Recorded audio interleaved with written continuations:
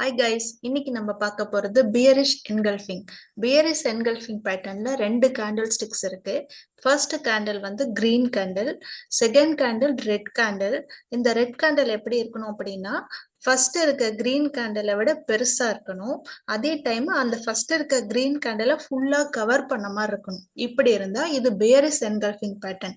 இந்த பேட்டர்ன் நமக்கு என்ன இன்ஃபர்மேஷன் கொடுக்குது அப்படின்னா, பையர்ஸை விட செல்லர்ஸ் அதிகமா இருக்காங்க. அதனால இதுக்கப்புறம் செல்லர்ஸ் தான் டாமினேட் பண்ண போறாங்க. ஸோ பிரைஸ் எல்லாம் டிக்ரீஸ் ஆக சான்சஸ் அதிகம்.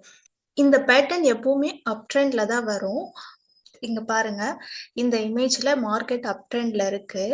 அப் ட்ரெண்ட்ல இங்க பியரிஷ் என்கல்ஃபிங் பேட்டர்ன் ஃபார்ம் ஆயிருக்கு. எப்படின்னா, ஃபர்ஸ்ட் கேண்டில் கிரீனா இருக்கு, செகண்ட் கேண்டில் பெரிய ரெட் கேண்டிலா இருக்கு. இந்த ரெட் கேண்டில் வந்து இந்த ஃபர்ஸ்ட் இருக்க கிரீன் கேண்டிலை விட பெருசா இருக்கு. அதே டைம் ஃபர்ஸ்ட் இருக்க கிரீன் கேண்டிலை ஃபுல்லா கவர் பண்ண மாதிரி இருக்கு. ஸோ இந்த பேட்டர்ன் வந்து பியரிஷ் என்கல்ஃபிங் பேட்டர்ன். இந்த பேட்டர்ன் அப் ட்ரெண்ட்ல வந்திருக்கு. இதுக்கப்புறம் மார்க்கெட் என்ன ஆயிருக்கு அப்படின்னா ஃபுல்லா டவுன் ஆயிருக்கு பாருங்க. ஸோ இந்த பேட்டர்ன் நமக்கு என்ன இன்ஃபர்மேஷன் கொடுக்குதுன்னா, இங்க பையர்ஸை விட செல்லர்ஸ் அதிகமா இருக்காங்க. ஸோ இதுக்கப்புறம் பிரைஸ் வந்து குறைய ஆரம்பிக்கும். ஸோ செல்லர்ஸ் அதிகமா இருக்கிறதுனால இங்க பிரைஸ் குறைஞ்சிருக்கு.